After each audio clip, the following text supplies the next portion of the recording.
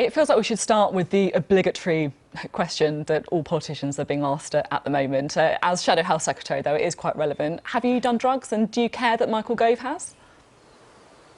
No, I've never taken any illegal drugs, actually. And in some ways, I don't really care about what Michael Gove got up to in his 30s when he was a journalist.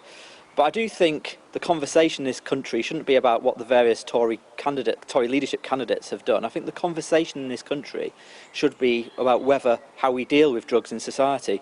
The so-called war on drugs, the way in which we incarcerate people who have taken drugs. I'm actually visiting a prison tomorrow, funnily enough, to look at their drug support teams.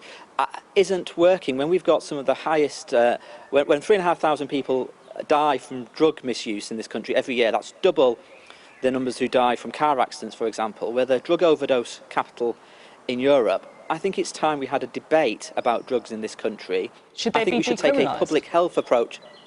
Well, I think we should take a public health approach to drugs. So, for example, drug consumption rooms are not allowed in this country. The Home Office has turned down applications from Glasgow City Council recently to set up a drug consumption room. I don't think the current approach is working. As I say, we should have a public health approach to drugs in this country. We've also cut, by the way, the government have cut around 160 million from drug and alcohol addiction services.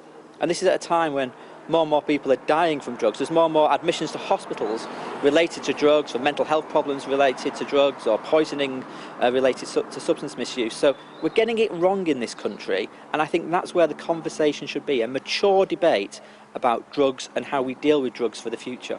And how about decriminalisation?